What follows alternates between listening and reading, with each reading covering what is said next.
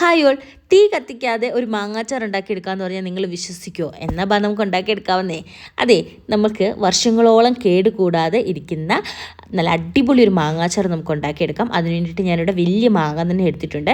ഇനി നമുക്കിതിനെ ഒന്ന് വെട്ടിക്കീറി എടുക്കണേ. അപ്പോൾ നമ്മൾ ഇത് നന്നായിട്ട് കഴുകി അത് തോർത്തി വെച്ചിട്ടുണ്ട്. വെള്ളം ഒന്നും കാണരുത്. ഈ ഒരു അച്ചാറിൻ്റെ പ്രത്യേകത എന്ന് വെച്ചാൽ ഈ അച്ചാർ ഇടുമ്പം ഒരു തരത്തിൽ നമുക്ക് എവിടെയും വെള്ളം ഉണ്ടാവാൻ പാടില്ല.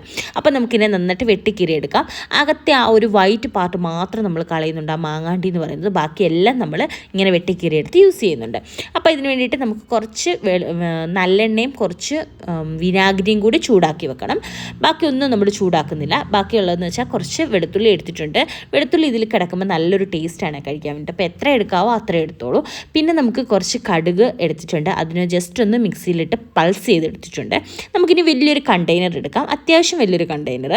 ആ കണ്ടെയ്നറിലോട്ട് നമുക്ക് ഈ മാങ്ങ എടുത്തിട്ട് കൊടുക്കാവേ. അപ്പോൾ ഞാൻ കുറച്ച് മാങ്ങയാണ് ഇപ്പോൾ ആദ്യം ഇടുന്നത്. ഇത് കണ്ടോ, ഇങ്ങനെ സ്ക്വയർ ആയിട്ടാണ് ഞാൻ വെട്ടിക്കീറിയിരിക്കുന്നത്.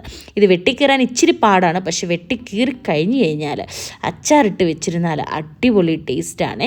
കടുകിൻ്റെ ടേസ്റ്റൊക്കെ ഇഷ്ടമുള്ള ആൾക്കാർക്ക് ഇത് ഒരുപാട് ഇഷ്ടപ്പെടും കേട്ടോ. എത്ര നാൾ വേണേലും കേടുകൂടാതിരിക്കും. അപ്പോൾ ഞാൻ ഇനി സാധനങ്ങളൊക്കെ ഇതിൻ്റെ അകത്തോട്ട് ഇടാൻ പോവുകയാണ്. അപ്പോൾ നല്ല വെളുത്തുള്ളി ഉണ്ട്. വെളുത്തുള്ളി ഞാൻ കുറച്ച് ഇതിലോട്ട് ഇട്ട് കൊടുക്കുന്നുണ്ട്. ഇനി നമ്മൾ ഇതിലോട്ട് ഇട്ട് കൊടുക്കുന്നത് കുറച്ച് നമ്മൾ പൾസ് ചെയ്ത് വെച്ചിരിക്കുന്ന കടുകാണ് ഇട്ട് കൊടുക്കുന്നത്. എല്ലാം ഇടുന്നില്ല, നമ്മളിത് 2 ബാച്ചായിട്ടാണ് ഇടുന്നത്. അതുകൊണ്ട് ഇപ്പോൾ ഇത്ര ഇട്ട് കൊടുക്കാം. ഇനി കുറച്ച് മഞ്ഞൾപ്പൊടി ഇതിലോട്ട് ഇട്ട് കൊടുക്കാം. പിന്നെ മുളക് പൊടിയും കൂടി ഇട്ട് കൊടുക്കാവേ. മുളക് പൊടി അത്യാവശ്യം മുളക് പൊടി ഇട്ട് കൊടുക്കണം, കാരണം ഇതെല്ലാം ഒന്ന് സെറ്റായി വരണമല്ലോ. അപ്പോൾ ഞാൻ ഇത്രയും മുളക് പൊടിയും കൂടി ഇട്ട് കൊടുത്തിട്ടുണ്ട്. ഇനി നമുക്ക് കുറച്ച് ഉലുവാപ്പൊടിയും കൂടി ഇതിൻ്റെ കൂട്ടത്തിൽ ഇട്ട് കൊടുക്കണേ. അപ്പോൾ അതും കൂടി ഇട്ട് കൊടുത്തിട്ട് നമുക്കിനി ആവശ്യമുള്ള ഉപ്പ് ഇട്ട് കൊടുക്കാം. ഉപ്പ് നല്ല അത്യാവശ്യം ഇട്ട് കൊടുക്കണം, കാരണം ഇതിലെല്ലാം ഉപ്പ് പിടിക്കണമല്ലോ. അപ്പോൾ ഞാൻ ഉപ്പും കൂടി ഇട്ട് കൊടുത്തിട്ടുണ്ട്. ഇനി നമുക്ക് ഇതിൻ്റെ മുകളിലോട്ട് അടുത്ത ബാച്ച് ഈ ഒരു മാങ്ങ ഇടാവേ. അങ്ങനെ ഞാൻ 2 ബാച്ചായിട്ട് ഫുൾ മാങ്ങയും കൂടി ഇട്ടിട്ടുണ്ട്. ഇനി ഇതിൻ്റെ മണ്ടയ്ക്കോട്ട് സെയിം നമ്മൾ മുമ്പേ ഇട്ട സാധനം തന്നെ റിപ്പീറ്റ് ചെയ്യുന്നുണ്ട്. അപ്പോൾ കടുക് ഇട്ടു, പിന്നെ വെളുത്തുള്ളി ഇട്ടു, പിന്നെ മഞ്ഞൾപ്പൊടി, മുളക് പൊടി, ഉലുവാപ്പൊടി, ഇത്രയും നമ്മൾ ഇട്ട് കൊടുത്തിട്ടുണ്ട്. ഇനി ഇതെല്ലാം കൂടി അവിടെ കിടക്കട്ടെ. നമുക്കിനി ഇതിലോട്ട് വിനാഗിരി ഒഴിച്ചു കൊടുക്കാം. വിനാഗിരി ഞാൻ തിളപ്പിച്ചിട്ട് ചൂടാറിയതാണ്, അതാണ് ഒഴിച്ചു കൊടുക്കുന്നത്. അത് ഒഴിച്ചു കൊടുത്തിട്ടുണ്ട്. ഇനി നമ്മൾ തിളപ്പിച്ച് ചൂടാറാൻ വേണ്ടിയിട്ട് വെച്ചിട്ടുണ്ടായിരുന്നു നല്ലെണ്ണ ഉണ്ടല്ലോ, അതും കൂടി നമുക്ക് ഇതിലോട്ട് ഒഴിച്ചു കൊടുക്കാവേ. ഇതിലൊന്നിനും ചൂടുണ്ടാവാൻ പാടില്ല, അതുപോലെ തന്നെ വെള്ളത്തിൻ്റെ അംശം ഉണ്ടാവാൻ പാടില്ല, അതാണ് മെയിൻ. ഇനി നന്നായിട്ട് ഇതിനെ നമ്മൾ മിക്സ് ചെയ്തെടുത്തിട്ടുണ്ട്. മിക്സ് ചെയ്തെടുത്തിട്ട് ഇനി നമുക്ക് ഇതിനെ നല്ലൊരു തുണി വെച്ചിട്ട് ഒന്ന് കെട്ടി വെക്കാമേ. നല്ല വായുസഞ്ചാരമൊക്കെ കിട്ടാൻ പാകത്തിനുള്ള തുണിയുണ്ടല്ലോ, അങ്ങനത്തെ തുണിയാണ് എടുക്കേണ്ടത്. തോർത്തിൻ്റെയൊക്കെ തുണിയില്ലേ, അത് എടുത്താൽ നല്ലതായിരിക്കും. പക്ഷേ എനിക്ക് ഇങ്ങനത്തെ തുണിയെ കിട്ടിയുള്ളൂ, അതുകൊണ്ട് ഞാൻ ഇങ്ങനെ എടുത്ത് ഇങ്ങനെ കെട്ടി വെച്ചിട്ടുണ്ട്. ഇനി നമുക്കിത് വെയിലത്ത് വെക്കണം കേട്ടോ.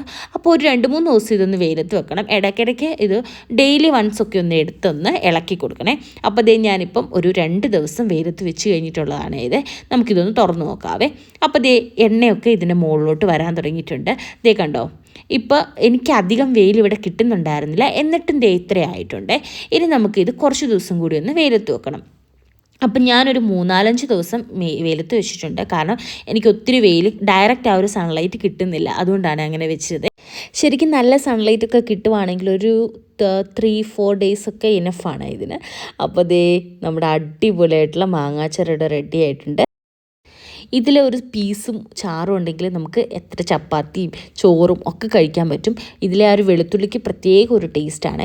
ഇത് മമ്മി വീട്ടിലുണ്ടാക്കുമായിരുന്നു, അപ്പോൾ അതിൻ്റെ ഒരു ഓർമ്മയ്ക്കാണ് ഞാനിപ്പോൾ ഉണ്ടാക്കിയത്. അടിപൊളി ടേസ്റ്റാണ്, ഒന്ന് ട്രൈ ചെയ്ത് നോക്കണേ. Thanks for watching.